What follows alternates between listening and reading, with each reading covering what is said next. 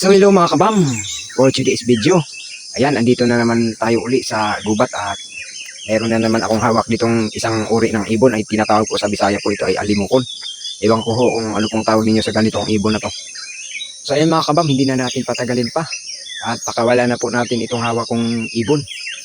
At ayan, sana ho handa na po kayong panoorin ito at kung bago ka pa lang dito sa aking page, huwag mo pong kalimutan mag-like and mag-follow and mag-comment po and mag-share po sa ating ina-upload na video ngayong araw na ito.